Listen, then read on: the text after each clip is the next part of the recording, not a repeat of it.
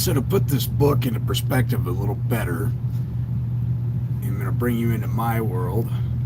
These are the classes that I build from the scrupulous amounts of reading that I do and communicating with other like-minded individuals who are very learned and researched. All the glory goes to the Heavenly Father. He's put me on a trajectory and a path, and I now know my purpose. My purpose must be greater than myself, and because of that, I share this information with you. I hold classes once in a while. They'll never ever be more than $100 a class per participant, because I'm not here to get rich. But it does help fund the next adventure in helping people ascend of the mind. And so you can always donate via Cash App or Venmo or Zelle if you so choose.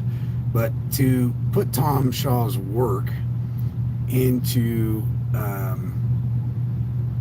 to helping you get and gain a better understanding of what he's articulating, I'm going to show you a glimpse into my world and how the puzzle pieces all go together. So this is a class I recently put together, and a few hundred people have participated in it and saw some significant benefit. I'm not going to go through it all, but I am going to catch some poignant points here real quick to help you understand. So the acronyms that will be used throughout the class are the FDCPA, the TCPA, the FACTA, TIGTA, TILA, GAP, FASB, IFRS, the FTC, and the SEC. Okay? And I'll just stay there for a second so you guys can see these. You can always pause this video so you can read what all these acronyms are, what they mean.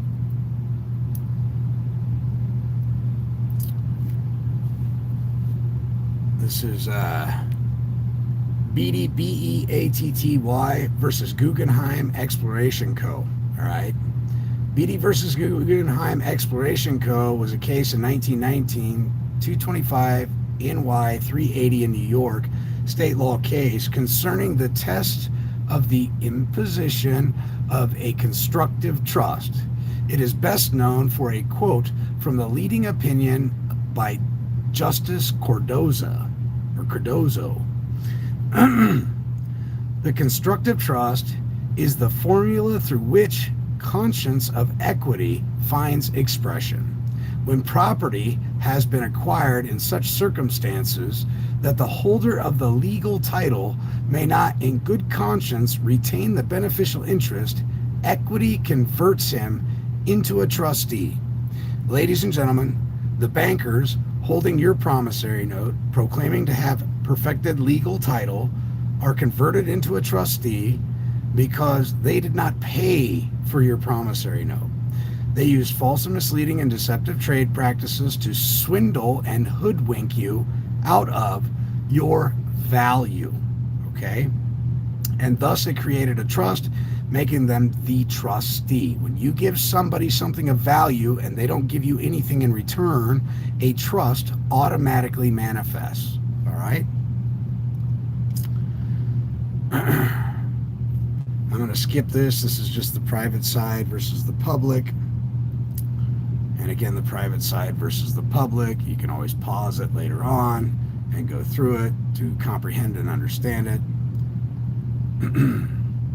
So you wish to become formidable, understanding new laws and the guiding principles from a massive established volume of jurisprudence called equity, practicing unincorporated private orthodox American citizen of the United States of America and national of one of the Union member states of a judicial nature with a private abode and privately domiciling within a non-military occupied 10th Amendment private reservation, not subject to the jurisdiction of the military municipal laws of the United States, modes, processes, and procedures, with one's juristic person domiciled in the 10th Amendment of the Organic Constitution for the United States of America as a citizen of one of the Union of States known as Arizona, one's place of nativity, granting rise to this Arizonan, acknowledging and accepting the organic preamble and constitution for Arizona as a trust, covenant, and indenture for the greater good of we the people,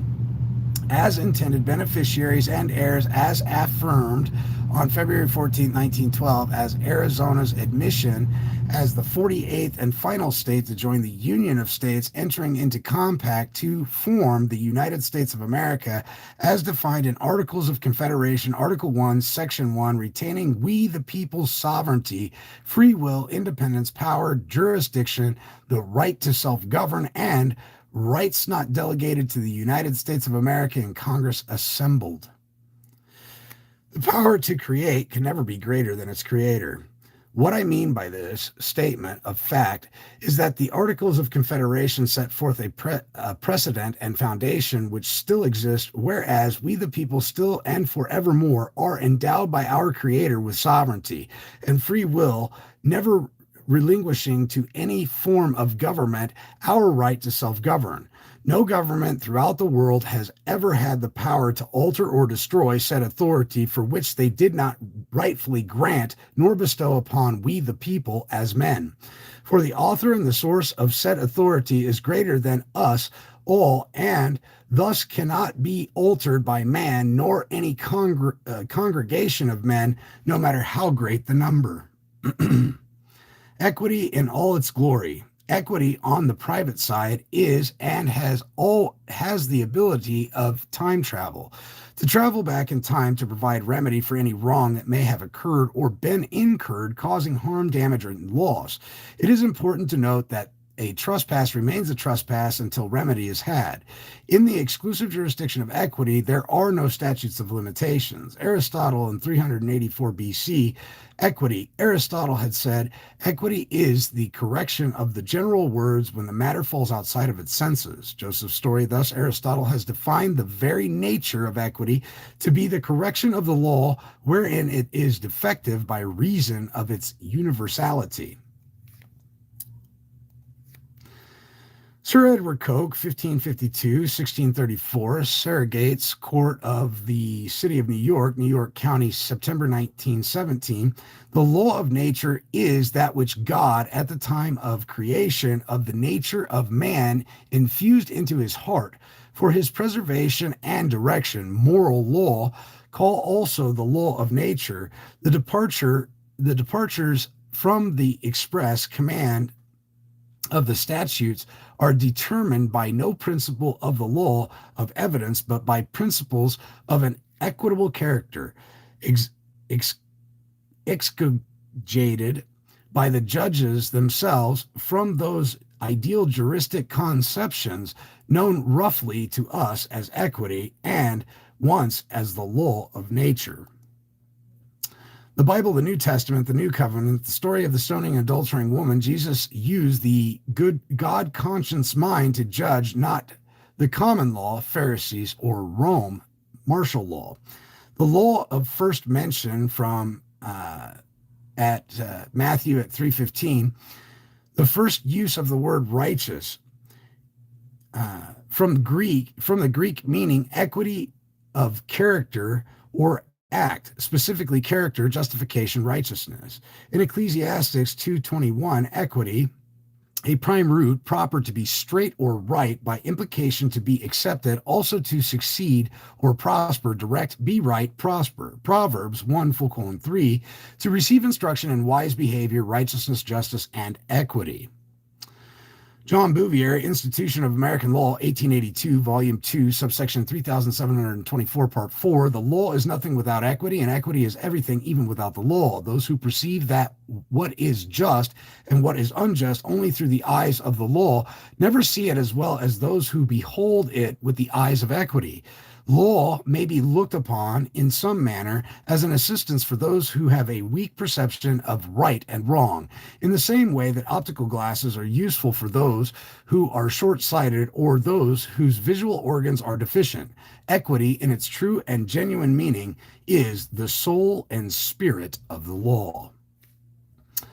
Subsection 5. Equity ignores fiction. The common law was then utterly incapable of doing complete justice in many cases, and in not a few cases it furnished no remedy or relief whatever. It had certain rigid molds or formulas into some one of which every cause of action had to be cast, and if that cause could not be run into one to any of these molds, there was no redress.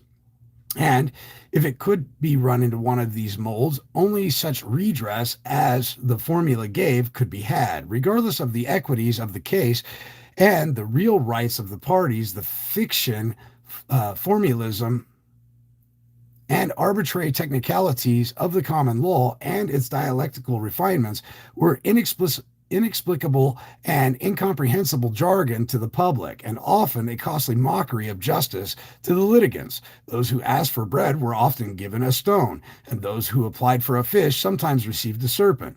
Equity, on the other hand, disregards form, ignores fictions, subordinates technicalities to the requirements of justice, and indulges in dialectical refinement. Its pleadings were simple and natural, and its doctrines were founded upon the eternal principles of right as interpreted by a lofty Christian morality.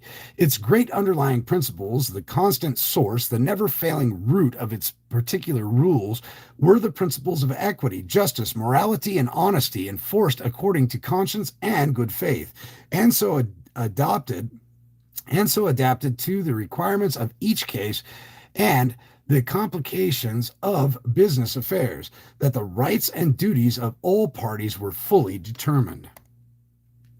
Blind justice, with sword in one hand and scale in the other, condemning all in one scale and rewarding all in the other scale, is the divinity of the courts of law. The divinity of the courts of chancery, on the other hand, is open-eyed equity, having neither sword nor scales, wearing the breastplates of good conscience, good reason, using both hands to remove all forms, cloaks, veils, technicalities, and subterfuge that conceal or distort the real facts and circumstances of the case before her, separating the pure grains of truth from the straw and chaff of fraud and artifice, and apportioning to each party, whether complainant or defendant, what is good reason and good conscience is his just due. Subsection 35, Chancery has been the handmaiden of all courts in affording process to meet exigencies.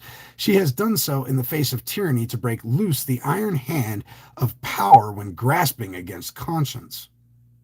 Harvard Law Review and Morals. Such an opinion betrays a singular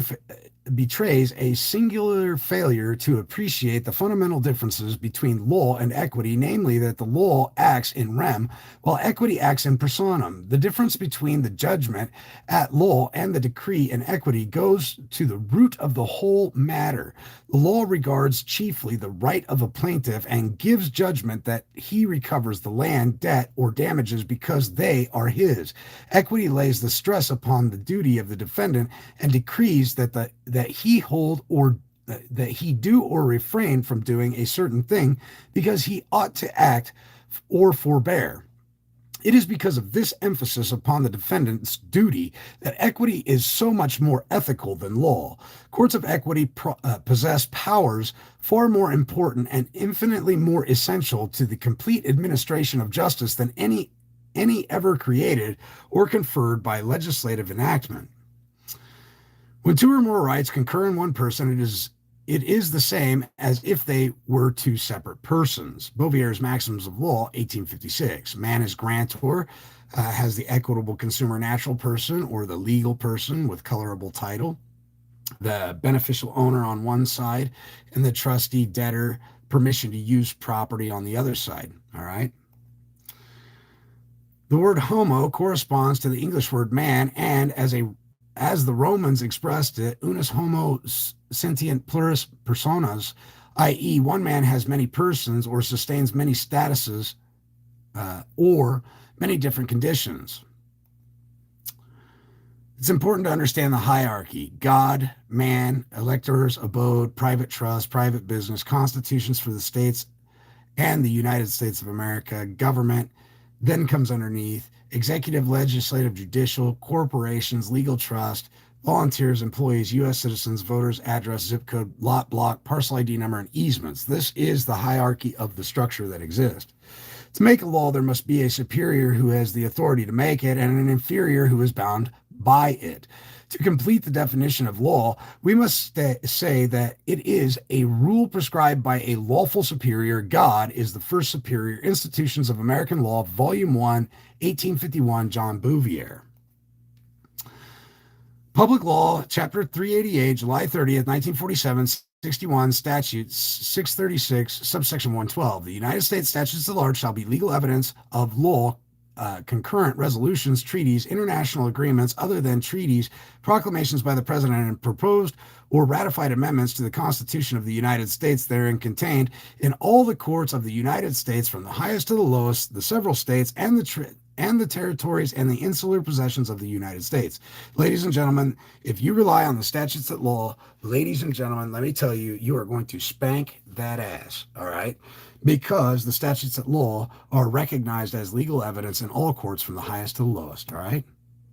So I'm trying to help put into perspective Tom Shaw's work to help you guys understand the gravity and how much weight, force, and effect Tom Shaw's work has, combined with the statutes at large and what the Congress did in the 73rd Congress back on March 6th, 1933. All right.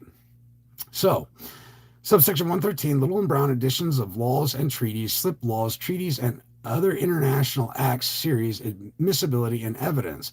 The edition of the laws and treaties of the United States published by Little and Brown and the publications in slip or pamphlet form of the laws of the United States issued under the authority of the Archivist of the United States, and the treaties and other international acts series issued under the authority of the Secretary of State shall be competent evidence of the several public and private acts of Congress, and of the treaties, international agreements other than treaties, and proclamations by the President of such treaties and international agreements other than treaties, as the case may be, therein contained in all courts of law and equity and of maritime jurisdiction, and in all the tribunals and public offices of the United States and of the several states, without any further proof or authentication thereof. All right. Reeves versus Ernest & Young, 110, SCT 945, 1990. In general, under the Securities Act, promissory notes are defined as securities, but notes with a maturity of 9 months or less are not securities. This was a palpable error made by Congress, and the United States Supreme Court came back in and said, whoa, Scooter, you done fucking screwed the pooch. All right? This is incorrect. This is inconceivable. Securities Act subsection 213A3, Exchange Act, subsection 3A10. Likewise, the U.S. Supreme Court sets a rebuttable presumption that a note with a maturity over 9 months is a security unless it resembles a type of note that commonly is not considered a security. What they're saying here is there were notes, drafts, bills of exchange, letters of credit that were before Congress had made this determination, that are in fact security obligations of the United States. And I'm going to show you this, and they don't have a duration or time frame that exceeds 9 months or longer. A duration of time that exceeds 9 months is typically what you find in the commercial realm as being a security. However, ladies and gentlemen, let me show you something.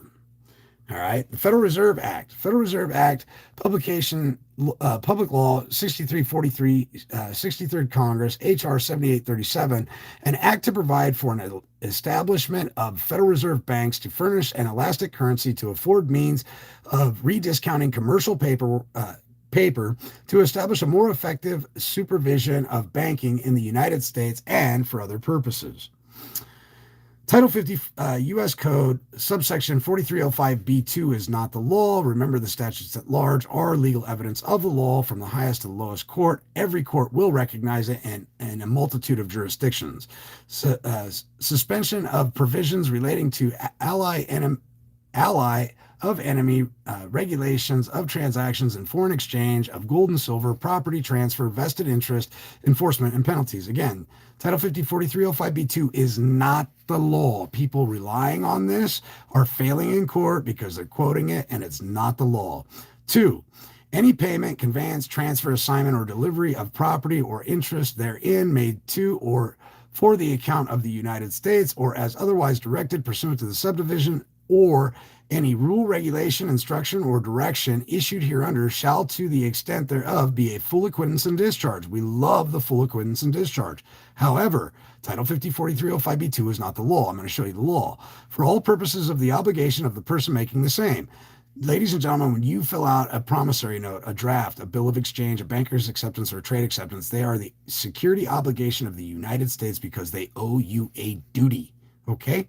And no person shall be held liable in any court for or in respect to anything done or omitted in good faith. That's equity right there, good faith, in connection with the administration of or in the pursuance of and in reliance on this subdivision or any rule, regulation, instruction, or direction issued hereunder. Now, again, Title 50, 4305B2 is not the law. Let me show you the law. All right. Subsection 4307, list of enemy or ally of enemy officers, directors, or stockholders or corporations in the United States, acts constituting trade with the enemy prior to October 6, 1917, conveyance of property to custodian, voluntary payment to custodian by holder, acts under order, rule, or regulation. E. Acts or omissions under order, rule, or regulation, acquittance, and discharge of the obligation, certificate of authority. Your birth certificate is a certificate of authority proving that you have special drawing rights to draw upon the security obligations of the United States. No person shall be held liable in any court for or in respect to anything done or omitted in pursuance of any order, rule, or regulation made by the President under the authority of this chapter. Any payment, conveyance, transfer, assignment, or delivery of money. Notice how that wasn't in Title 50, 4305B2, but here is the law, ladies and gentlemen. Or property made to the alien property custodian hereunder shall be a full acquittance and discharge for all purposes of the obligation of the person making the same to the extent of the same. The alien property custodian and such other person as the President may appoint shall have power to execute, acknowledge, and deliver any such instrument or instruments as may be necessary or proper to evidence upon the record or otherwise such acquittance and discharge, and shall, in case of payment to the alien property custodian of any debt or obligation owed to an enemy or ally of enemy, deliver up any notes, bonds, or other evidence of indebtedness or obligations, or any security thereof, or therefore, in which such enemy or ally of enemy had any right or interest that may have come into the possession of the alien property custodian with like effect as if he or they, respectively, were duly appointed by the enemy or ally of enemy, creditor, or obligee. The President shall issue to every person so appointed a certificate of the appointment and authority of such person. That's your birth certificate. And such certificate shall be received in evidence in all courts within the United States, ladies and gentlemen, proving that you are a preferred stockholder in the United States. Okay, there's a trust that was manifested when they took our substance out of the economy. They owe us a debt. They are our trustees. And ladies and gentlemen, that birth certificate proves that you are a holder in due course. Whenever any such certificate of authority shall be offered to any registrar, clerk, or other recording officer, federal or otherwise, within the United States, such officer shall record the same in like manner as a power of attorney, and such record or a duly certified copy thereof shall be received in evidence in all courts of the United States or other courts within the United States. That's the law. First session of the 73rd Congress, Volume 77, Part 1, March 4th, 1933 to March 6th, 1933, March 9th, 1933 to April 3rd, 1933, pages 1 through 2, 1,168.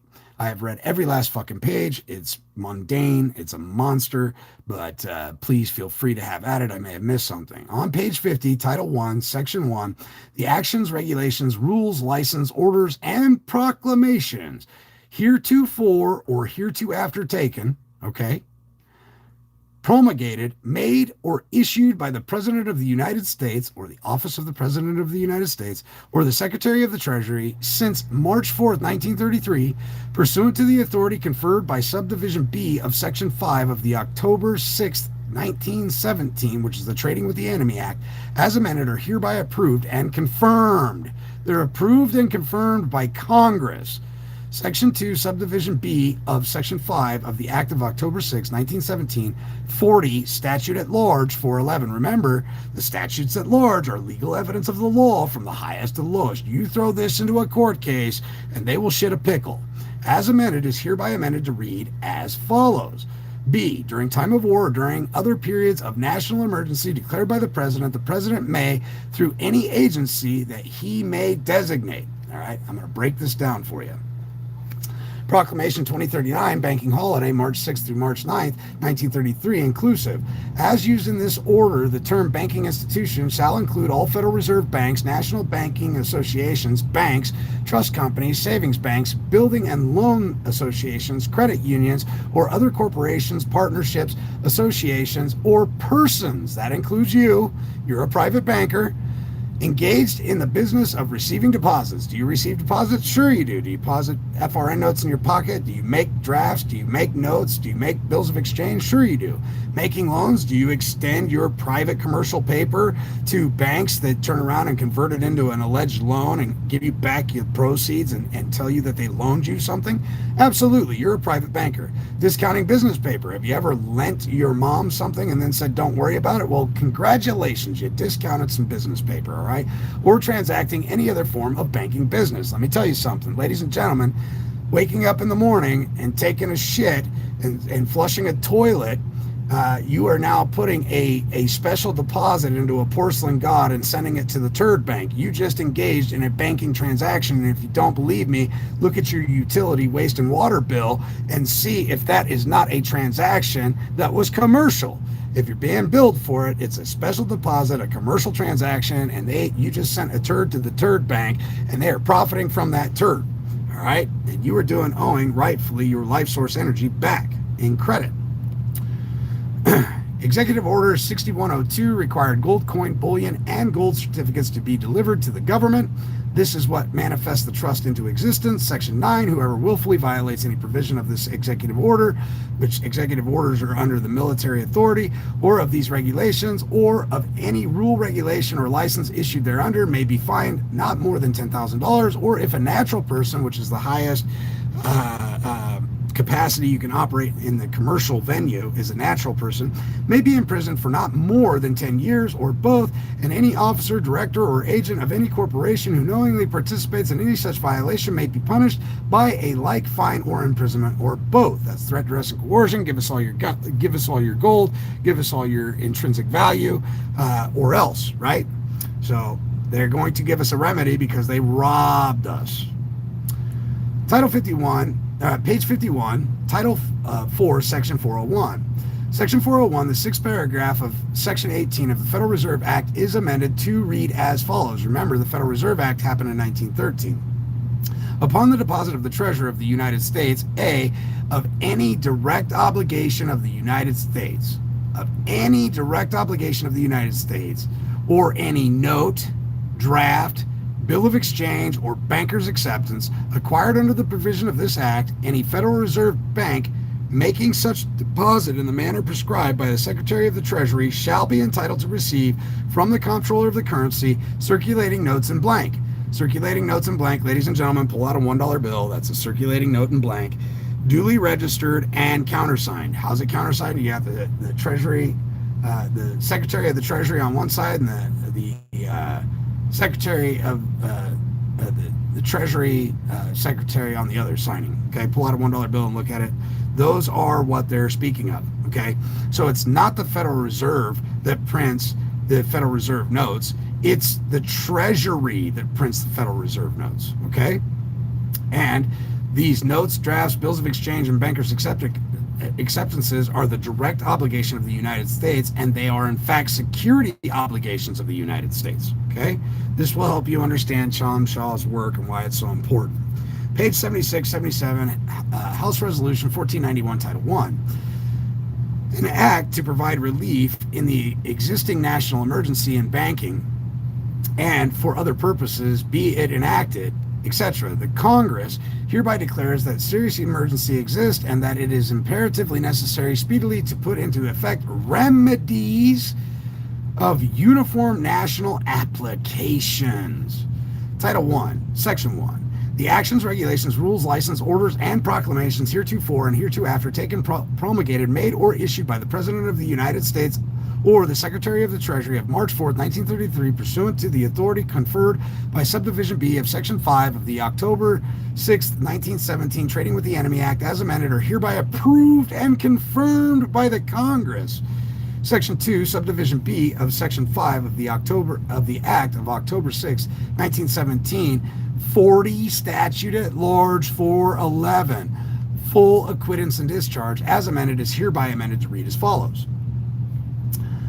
Page 78, Title 4, Section 401, and I'm just showing you this from the Congress, and first time's happenstance, second time's coincidence, third time's affirmative. Here we are, ladies and gentlemen, the third time they're writing this down, so it must be knowingly, willingly, and intentionally, right? This is their intent.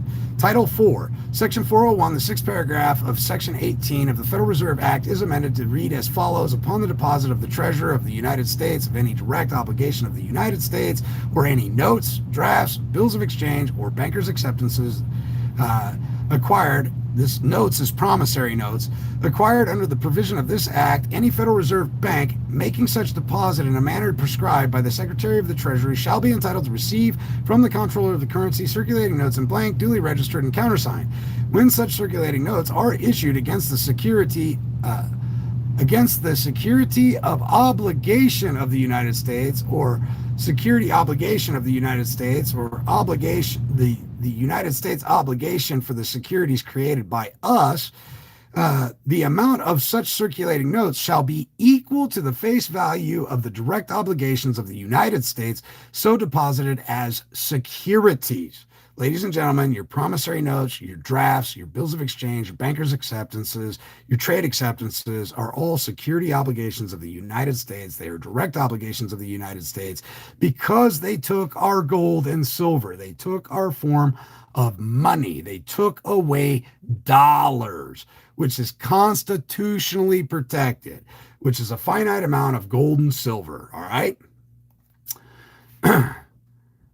Page 79, March 6, 1933, October 6, 1917, amended the Trading with the Enemy Act, known as TWE. The first provision of the bill validates and maintains the authority exercised by the President of the United States in the proclamation relating to the banks of the nation is issued by the President on March 6, 1933. Section 2 confers upon the President the power bestowed under the Act of October 6, 1917, Trading with the Enemy, regardless of whether or not the country is involved in a war. All right? So this still stands. Proclamation 2039 still stands. All of this is still in play. Page 79, what did Congress do and how does it benefit us? We have provided that any direct obligation of the United States or any notes, promissory notes, drafts, bills of exchange, or bankers' acceptances acquired by the Federal Reserve banks may be deposited with the Treasurer of the United States or with the Federal Reserve agents, okay? And upon the securities, Federal Reserve bank notes may be issued. In case of the deposit of the obligations of the government, the issue of the Federal Reserve bank notes may be for the entire amount of such securities. That's dollar for dollar, 48 stat 112. All right. Remember, statutes at large, legal evidence of the law, 48 stat 112 is House Joint Resolution 192. House Joint Resolution 192 was repealed, ladies and gentlemen. House Joint Resolution is just that. It's just a resolution. It's like a New Year's resolution. In 30 days, half of you guys will have fucked off your New Year's resolution. Well, House Joint Resolution is just the same. It's a resolution Congress made. However, 48 Statute at Large 112 absolutely is the law, and it says verbatim what House Joint Resolution 192 said. So when people are saying in court, House Joint Resolution 192 dollar for dollar, the reason they're failing in court, ladies and gentlemen, is because they're not using the law, which suffices as legal evidence from the highest to the lowest court, which is 48 Statute at Large 112. All right?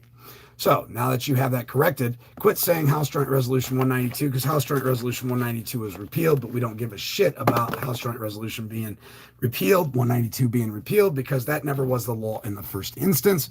It's 48 Statute at Large 112. Page 79, what did Congress do and how does it benefit us? In the case of the deposit of notes, drafts, bills of exchange, and bankers' acceptances, Federal Reserve banks may issue Federal Reserve Bank notes to the amount of 90% of the value of such securities. This provision affords a plan for constructive expansion of the currency of the country. And of course, Congress applaud because they finally found their way out of being hung for high treason by giving us the option. We are private bankers. Our notes, drafts, bills of exchange, and bankers' acceptances are, in fact, the new money under the new law. I'm about to show that to you. Okay. We have all the power in the world so long as you acquire the proper knowledge to enforce it. All right. Page 83, expansion of currency necessary. If the Republican Party had released itself from the clutches of Wall Street and expanded the currency immediately after the stock market crash in 1929 or within a year after the crash, our people, not persons, would have been saved from this awful money panic. Our president will doubtless ask amendments to this new law. What's the new law going to do? The new law is going to describe what new money is when conditions are more normal and when it is better understood. So here comes the new law with the new definition and the Congress defining what money is. Under the new law, the money is issued to the banks. The money is issued to the banks. Issued to the banks by who? Issued to the banks by us. The promissory notes are money. The bills of exchange are money, ladies and gentlemen. Your drafts are money. Your bankers' acceptance and trade acceptances are money. Your letters of credit are money. Okay? And they're issued to the banks in return for government obligations. Bills of exchange, drafts, notes, trade acceptances, and bankers' acceptances are, in fact, the new money, ladies and gentlemen, under the new law by Congress. Why? Because Congress said so. And if anybody wants to argue that, they can turn around and go argue with the statutes at large, which are legal evidence from the highest to lowest. I didn't say this shit. Congress did. The money will be worth 100 cents on the dollar. All right, because it is backed by the credit of the nation. It will represent a mortgage on all the homes. What creates a trust? What's normally in a trust? Mortgages, okay? On all the homes and other property of the people in the nation. That's right, ladies and gentlemen. We have been pledged. Our assets have been pledged. A trust has been manifest so the government can continue to stay in business and do international business. That's right. They went belly up bankrupt. The people lost faith in them. And so what did they do?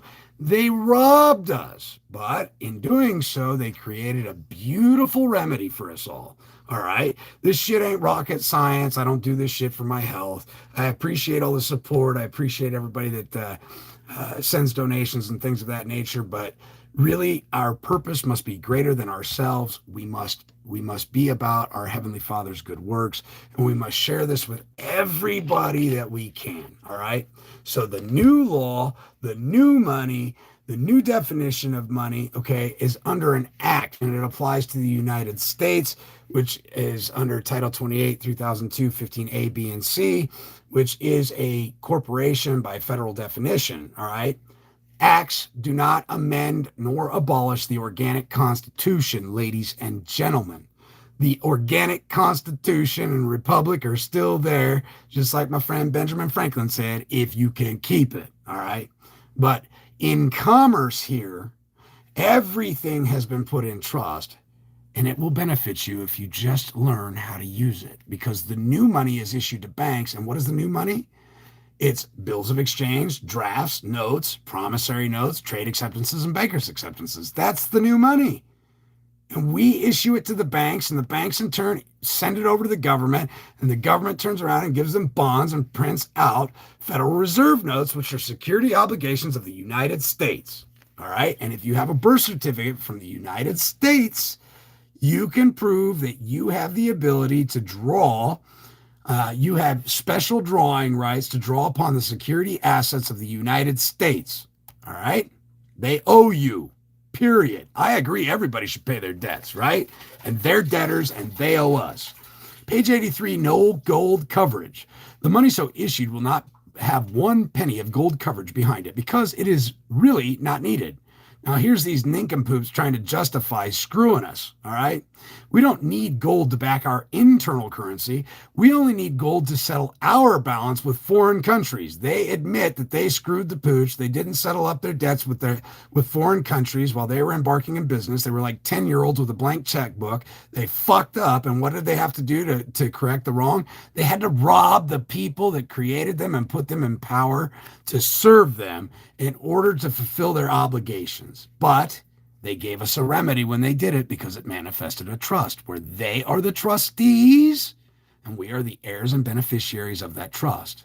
Our people do not actually use gold as a medium of exchange.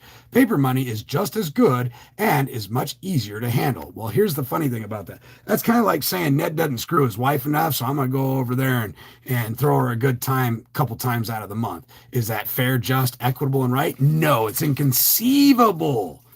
It's inconceivable. All right. It's morally unconscionable. They're trying to justify their theft with this statement. All right. But this is called justified theft of property violating the Fourth Amendment, but is also our remedy because it created a trust. They took something of value from us. They didn't give us anything of value in return. And now all of our notes, drafts, bills of exchange, letters of credit, trade acceptances and bankers' acceptances are the security obligations of the United States, and they are duty bound to discharge full acquittance and discharge all obligations, period. Daddy needs a new car, then they have a right, they have the obligation to set off and discharge.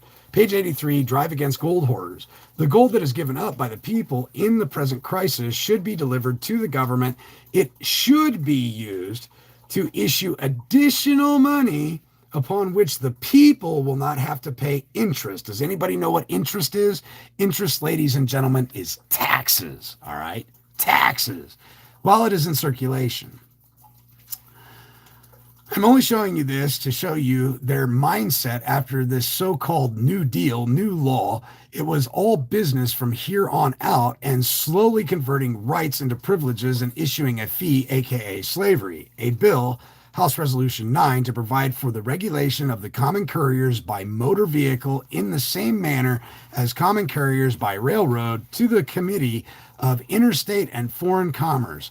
When they converted everything, the only way to float government is by taxation, all right? So they put and moved everybody's person into commerce so they could tax everything, okay? And this is where Tom Shaw's work really comes in handy. Now, understanding this is where the driver's license really stems from, okay? This is the great push to get everybody to have a driver's license because you have a right to go, you have a right to egress, ingress, and regress to and from point A to point B in the modern day conveyance, free from encumbrance and free from being accosted against your will, and you need no licensure to do so long as you're not engaged in commerce. The only thing Congress has the ability to legislate and lord over is commerce, okay? Period. Cut, dry, and simple.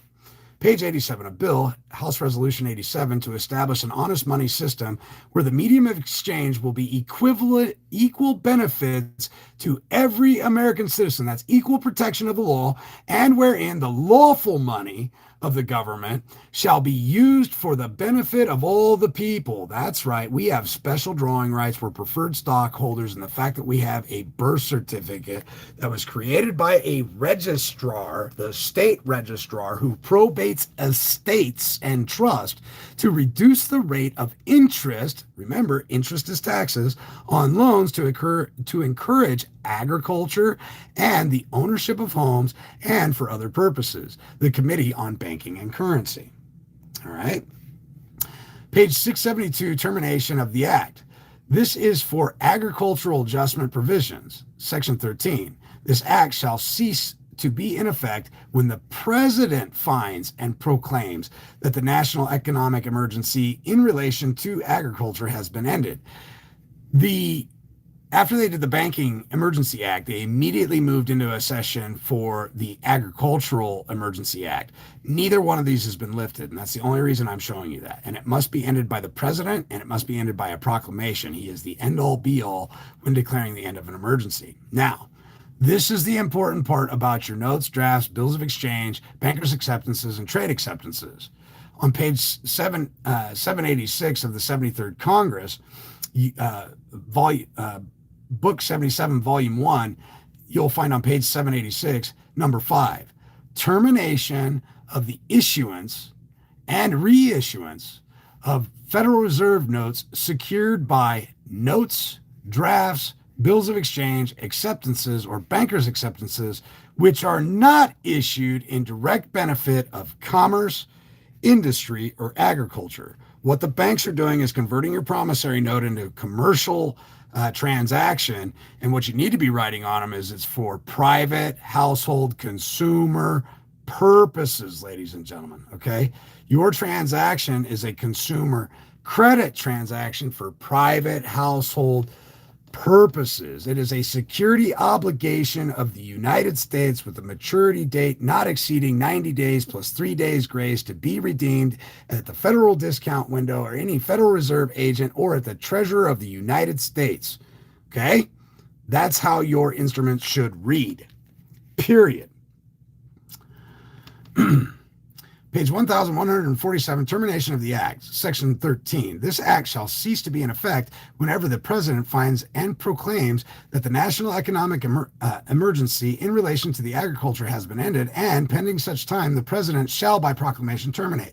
This section very plainly indicates that the president has the last word in connection with the operation of the bill, the determining of the end of the present economic emergency, as well as the termination of the operations of this legislation. This is Congress talking on page 1147. This is a statement made by them saying only the president has the authority by proclamation to end the national emergency and the agricultural emergency. And ladies and gentlemen, it's never been done. So you have these special drawing rights from Proclamation 2039 that calls you a banking institution, and the fact that Congress says you are the one that lends the money to the bank. All right? Title 12, U.S. Code 411, issuance to reserve banks, nature of obligation redemption. Federal Reserve notes to be issued at the discretion of the Board of Governors of the Federal Reserve for the purpose of making advances to the Federal Reserve banks through the Federal Reserve agents as hereinafter set forth and for no other purposes are authorized.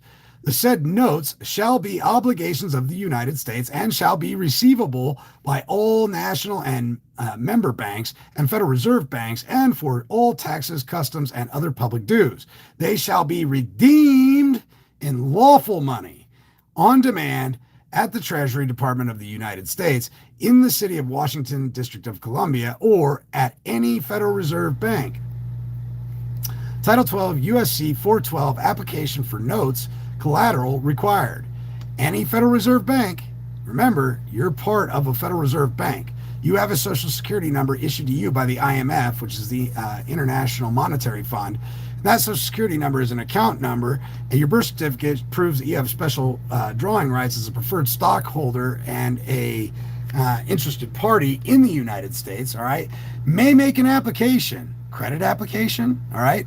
A credit application is an application to the local Federal Reserve agent for such amount of Federal Reserve notes herein before provided for as it may require. Such application shall be accompanied with a tender, a promissory note. So you got a credit application with promissory note to the local Federal Reserve agent of collateral in amount equal to the sum of the Federal Reserve notes thus applied for and issued pursuant to such application. The collateral security thus offered shall be notes, drafts, bills of exchange, or acceptances acquired under Section 92, 342, 348, 349, 2, 352, 361, 372, or 373 of this title. Reserve Bank, the terms bank, national banking association, member bank, board, district, and reserve bank shall have the meaning assigned to them in sections 221 of this title. Title 12 U.S. Code, subsection 221A, additional definitions as used in this chapter. The term banks, national bank, national banking association, member bank, board, district, and reserve bank shall have the meaning assigned to them in sections 221 of this title. Title 12 U.S. Code, subsection 221, definitions. Whenever the word bank is issued in this chapter, the word shall be held to include state bank, banking association, a trust company, except where national bank or Federal Reserve Bank are specifically referred to. For purposes of this chapter, state bank includes any bank. Well, ladies and gentlemen, you are a bank. You are a private banker, which is operating under the code of law for the District of Columbia. The term national bank and national banking association used in this chapter shall be held to be synonymous and interchangeable. The term member bank shall be held to mean any national bank, any state bank, any or trust company which has become a member of one of the Federal Reserve banks. Ladies and gentlemen, if you have a Social Security number, you are a member of the Federal Reserve Bank. You are a member of the IMF, the International Monetary Fund. You, ladies and gentlemen, are a preferred stock holder with proof that you are a holder in due course with special drawing rights to draw upon the security assets of the United States dollar for dollar and make them offset and discharge any obligation that you may incur. The term board shall be held to mean Board of Governors of the Federal Reserve System. The term district shall be held to mean the Federal Reserve District. The term Reserve Bank shall be held to mean Federal Reserve Bank. The term the continental United States means the state of the United States, states of the United States, and the District of Columbia. Proclamation 2039, Bank Holiday, March 6th through March 9th, 1933, exclusive. As used in this order, the term banking institution shall include all Federal Reserve banks, National Banking Association, banks, trust companies, savings banks, building and loan associations, credit unions, or other corporations, partnerships, associations, or persons engaged in the business of receiving deposits, making loans, discounting business paper, or transacting other form of banking business. Title 12 U.S. Code, subsection 342, deposits, exchange, and collection, member and non-member bank or other depository institution charges.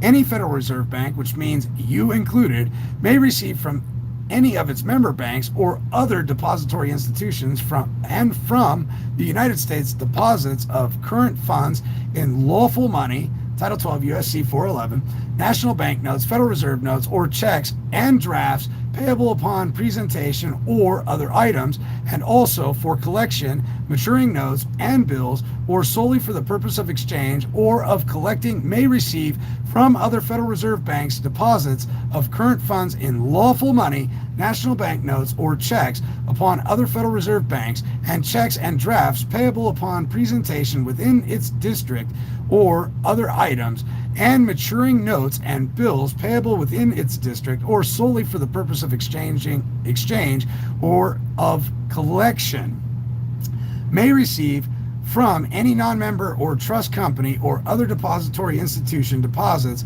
of current funds in lawful money under the new law. Lawful money is notes, drafts, bills of exchange, letters of credit, right? Or notes, drafts, bills of exchange, bankers' acceptance, trade acceptances, national bank notes, Federal Reserve notes, checks and drafts payable upon presentation or other item, or maturing notes and bills payable upon presentation, ladies and gentlemen, for collection. All right? Your notes, drafts, bills of exchange, bankers' acceptances, and trade acceptances should be for collection, payable upon presentment to any Federal Reserve Bank, Federal Reserve discount window, or Federal Reserve agent of the Federal Reserve, or upon presentment to the United States Treasury, ladies and gentlemen.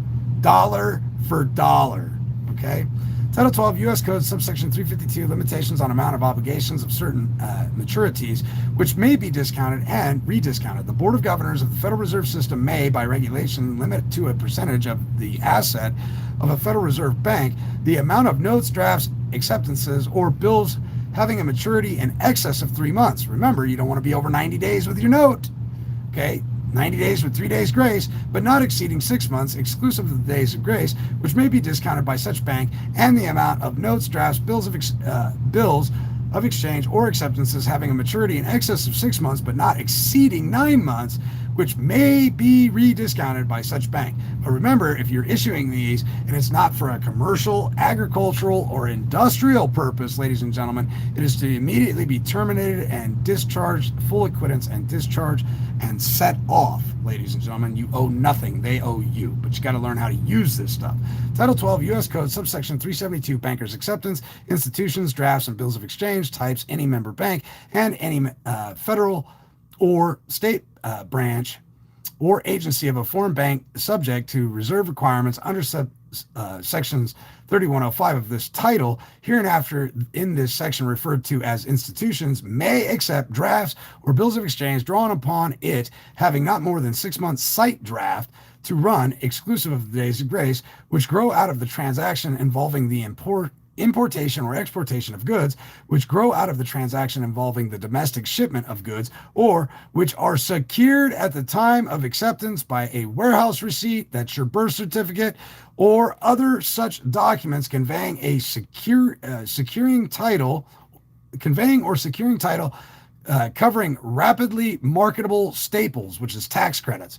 Okay, but ladies and gentlemen, this warehouse receipt is in fact the birth certificate. So when you create an application with the tender and you allonge your birth certificate to it, proving that you have a special drawing rights and that you are a preferred stockholder and you have the ability to draw upon the security assets of the United States dollar for dollar and have your debt discharged and offset, full acquittance and discharge, ladies and gentlemen, you have completed the circuit.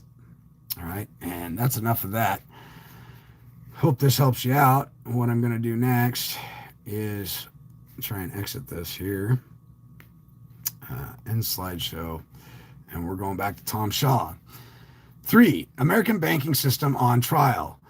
I have been a certified public accountant for many years and have testified in court as an expert witness in financial matters. For nearly a decade, I have also taught thousands of CPAs nationally for CPE, continuing professional education programs. A couple of years ago, one of my students, a bank auditor, proposed to me that all bank loans are fraudulent and proceeds to explain why. I am not defending the notion that they either are or are not fraudulent. Neither do I propose that the bankers and auditors are white-collar criminals. My aim is to see to it that you understand the whole bank loan agreement so that you may judge for yourself. I will present the evidence as given by the Federal Reserve Bank publications and the bank advertising and loan agreement. To understand this book, you may need to refer to the glossary for definitions of unique terms throughout the book. I will be citing the publications of official operations of the Federal Reserve Bank up to the end of 1996. In the past 4 years, I have used a manual and cassette tapes to teach people how the banks operate. I have found that many of the words and concepts are new to most people. Some people understand the material very quickly, but the majority of the people who contacted me thanked me for repeating the basic idea and giving a number of illustrations. If you are a quick study, please be patient with those who read a few chapters and then put the book down for a while before reading on. New words and concepts are difficult to absorb, so repetition is needed for most readers to understand them. This book was not written for bankers and certified public accountants. It was written for the person having trouble reconciling their checkbook to the bank statement and the person with no business background.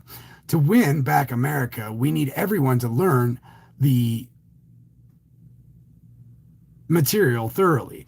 Even if you pick up the concept quickly, the additional illustrations will help you teach others. At all times, this book will presume that there should be equal protection under the law, money, credit, and agreement, and that the agreement should have full disclosure. At all times, this book will illustrate the economic effects of the bank transaction. The bank bookkeeping entries will tell the truth. We will not argue whether Federal Reserve notes, cash, are lawful or not.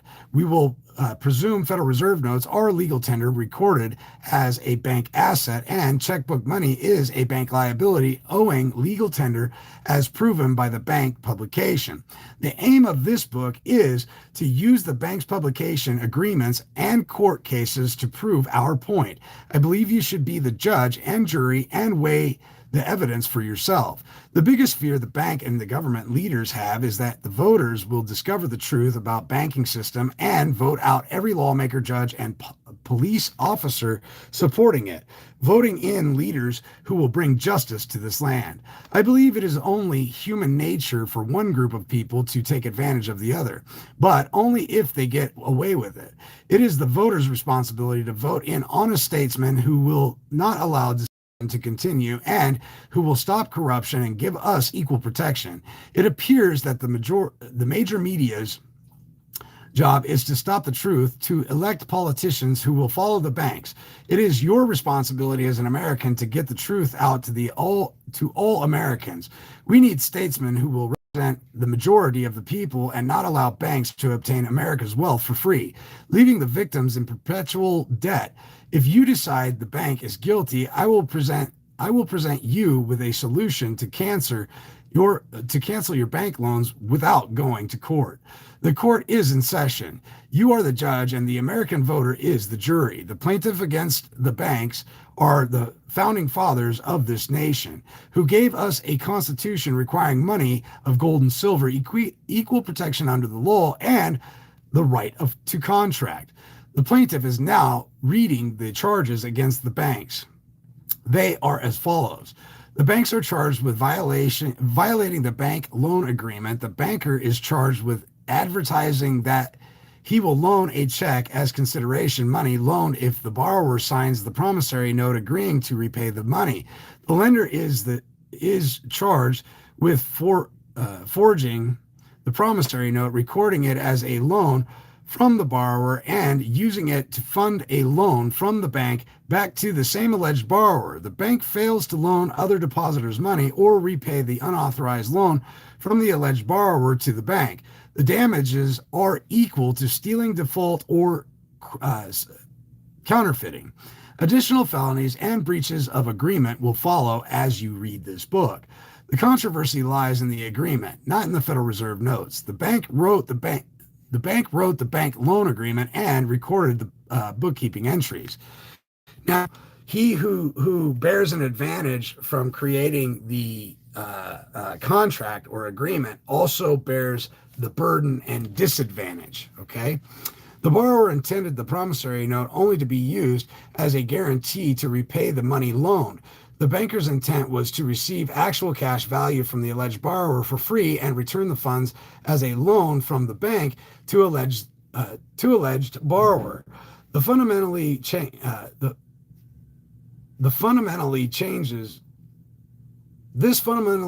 the cost and risk of the loan, allowing nearly all citizens' property to be given to the bank for free.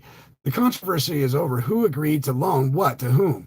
Who agreed to fund the bank's loan check, the borrower or the banker? This book will show that the banker had intent and knew exactly what they were doing.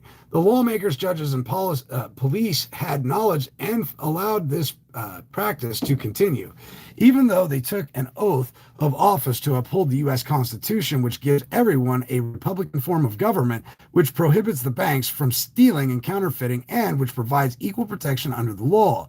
For the last year, I have offered a $1,000 reward to the first bank president or CPA bank auditor who signs the bank audit to tell the whole truth and nothing but the truth, answering each and every question I ask regarding bank loans, money, credit, checks, bank bookkeeping entries, bank policies, and other banking questions. The meeting would be public and the record and recorded so people could obtain the information. The meeting must be at the time and location I agree to. The banker or CPA must agree to give all the specific details to the questions answered under penalty of perjury and not simply claim they do not know the answer.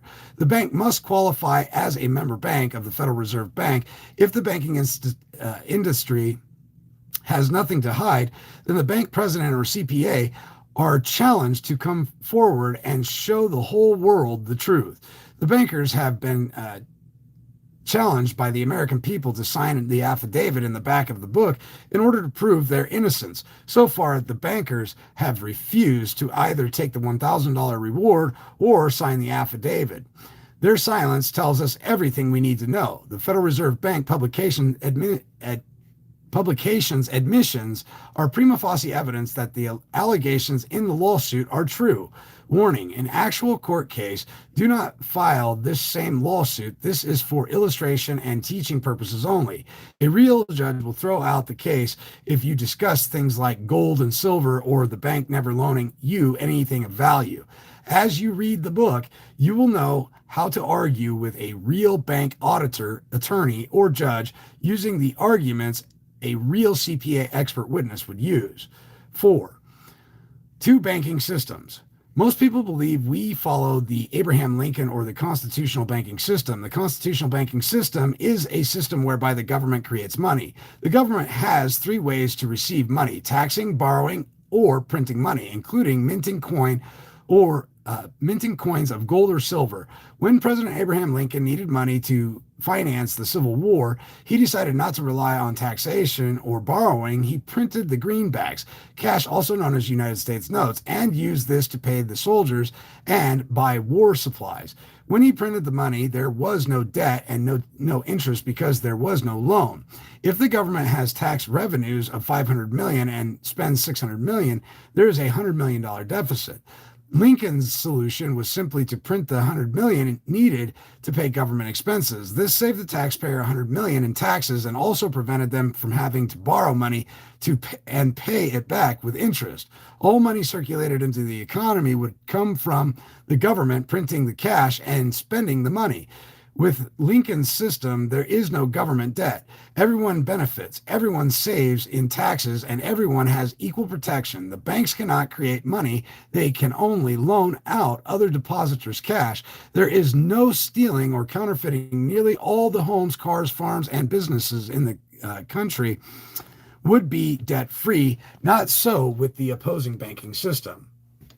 The second banking system is called the European banking system. Under this system, the banks create the cash or money. The banks are privately owned and do not loan other depositors money. If the government runs a $100 million deficit, the bank prints the cash, or the government prints the cash and gives it to the bank for the cost of printing paper and ink.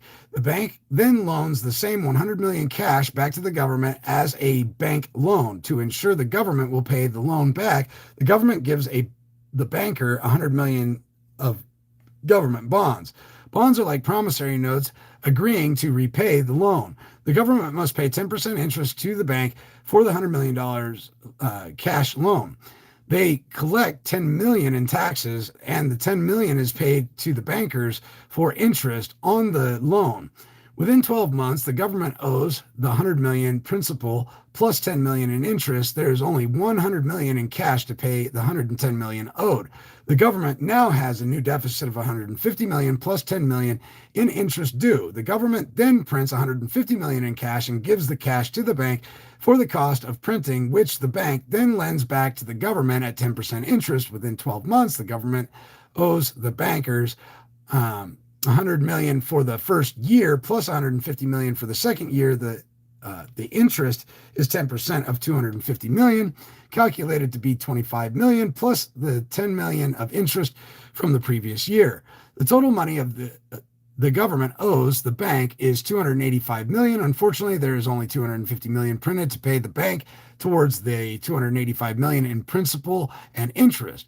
World history shows the banks typically foreclose on the nation just like they foreclose on the house. Soon, the bank files bankruptcy against the government, and the bank owns the nation. All of the nation's assets are collateral for the national debt. There is never enough cash to pay the principal and interest. To stop an economic collapse, the banks must keep loaning more and more money to the government, with taxes increasing and increasing. Soon, the economy will fall into a depression, and the banks will foreclose on the national debt.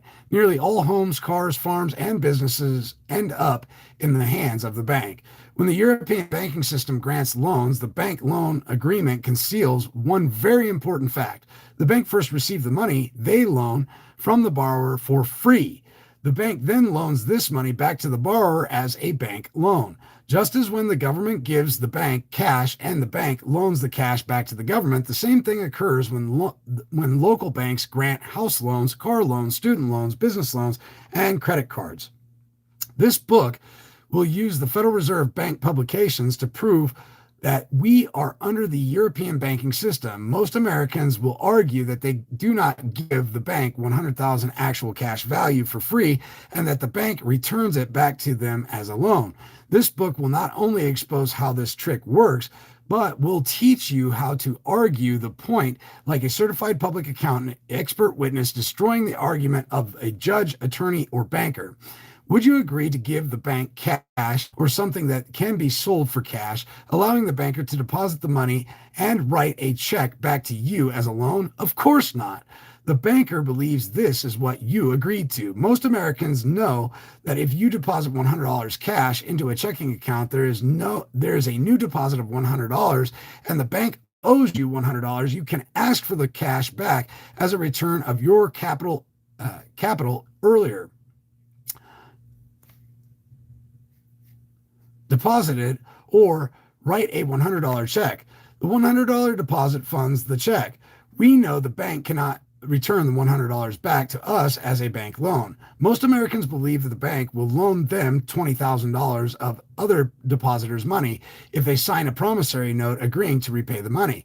The banker does the opposite of what most Americans believe the agreement is, changing the cost of the risk and the alleged loan. The banker knows that if you deposit $100 cash, they can sell the cash for 100 of government bonds. With the banker receiving interest, government bonds are just like cash. If the banker needs cash, they sell the government bonds. The trick is this simple. Instead of depositing cash, the banker sells a $20,000 promissory note, agreeing to repay the loan to investors for $20,000 cash. The banker then takes the cash and sells it for $20,000 of government bonds. Instead of depositing cash and selling the cash for the government bond, the banker sells the promissory note for government bonds and deposit the bonds. The banker deposits $20,000 to create a new $20,000 deposit, which acts like printing $20,000 of new money.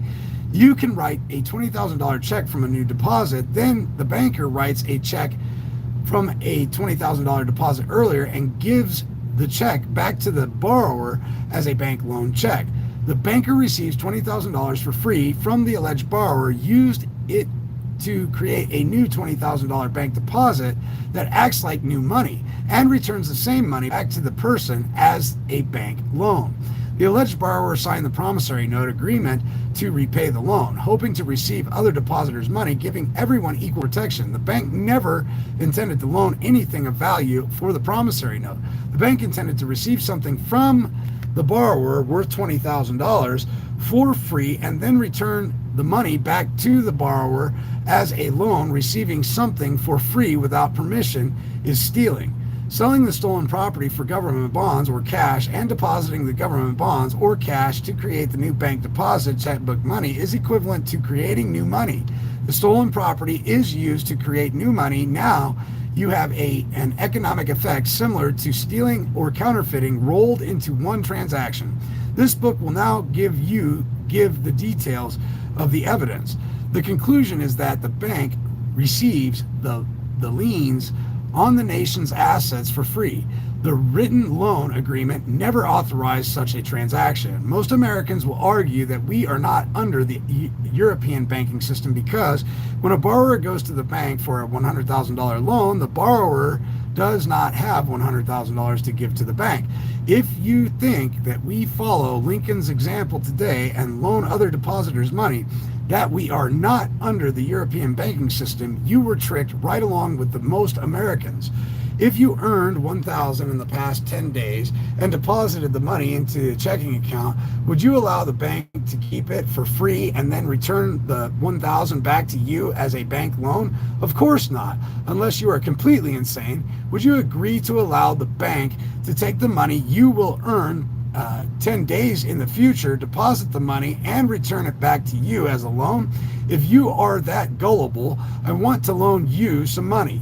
Your future labor represents the future payroll money to fund the loan repayment required by the promissory note.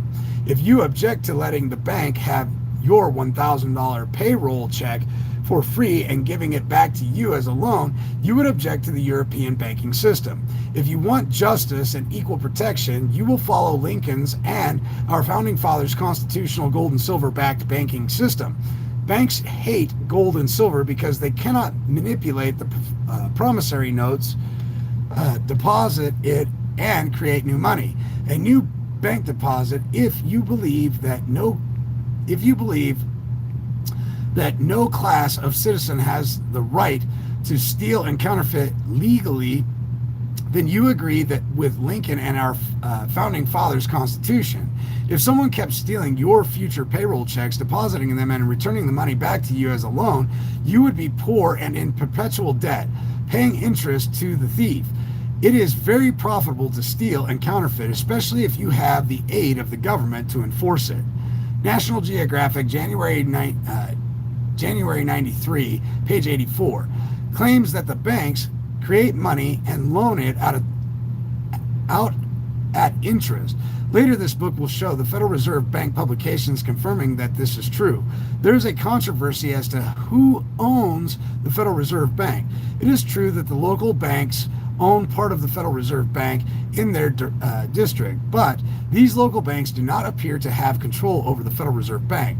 This kind of ownership means little, if anything, to most Americans. Encyclopedia Britannica claims it is a privately owned. The Fed does not pay IRS taxes, but does pay real estate taxes. Some researchers believe it is owned by the government. The economic effects remains the same, whether it is government or private. I do not wish to explain the details regarding the corporate status of the United States government and or who owns the Federal Reserve Bank. It is sufficient to say that the Federal Reserve Bank is a federally chartered agency of the federal government. Are you mad yet? Remember how Ross Perot and Bob Dole went on a national television wanting a balanced budget? Both were given information about banking and how the Federal Reserve Bank operates. Do you think they are smart enough to know about Abraham Lincoln and the Constitution?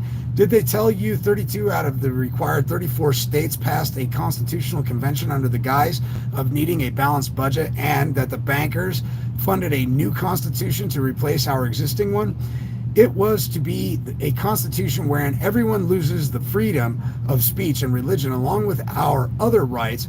The bankers' goal is to end our constitutional gold and silver money and equal protection. Notice how the media is silent about the truth. They're trying to talk you into a balanced budget, while all we have to do is follow Lincoln's example. Bob Dole made a small fortune with his television advertisement pushing a cashless society, allowing the banks to have absolute control over every citizen through the use of credit cards.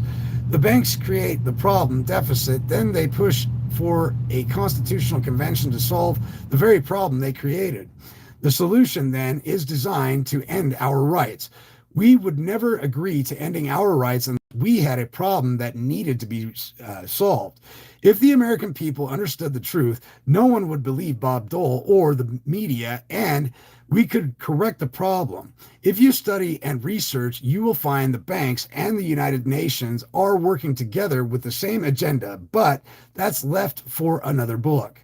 I think the grassroots organization of the United States, of the United We Stand, for helping to stop the Constitutional Convention and helping people become aware of the banking problem. They know about the Federal Reserve Bank and the problems it has created.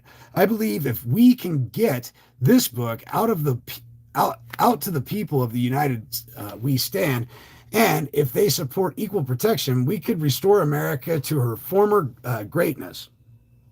I thank the grassroots for their gallant efforts to expose the truth. Grassroots Republicans and Democrats are just beginning to see the benefit of following the constitutional banking system. The Republican and Democratic leadership may be receiving favorable media coverage and money from bankers, forcing them to remain silent, but the faster the grassroots movement grows, the faster the change will take place. The solution is simple. We need 200 people in every state to distribute 1,000 brochures, and soon 10% of the people will want out of their loans. The 10% will grow. Educated Americans will support us. As the numbers grow, statesmen will run for office to represent the people and not the banks. We must wake the voters up. We must expose the big lie so we can vote out every lawmaker, judge, and police official who would aid and abet the enemies of our founding fathers in the Revolutionary War. Two great Americans said it all. In Ballantine, November 1991, page 4, President Andrew Jackson is quoted as saying, "If the American people only understood the rank injustice of our money and banking system, there would be a revolution before morning." Automaker Henry Ford Sr. said, "It is well enough that people of the nation do not understand our banking and monetary system, for if they did, I believe there would be a revolution before tomorrow morning." See bibliography number 10, page 11. We do not need guns or bombs. America has the greatest government in the world. All we need is an informed populace willing to vote out anyone who thinks one class of citizens should have the legal right to enforce an economic effect of stealing and counterfeiting against the other citizens. When we come back with Tom Shaw, Volume 1, America's Hope, we will be visiting Chapter 5, United States Notes versus Federal Reserve Notes. Thanks for joining me.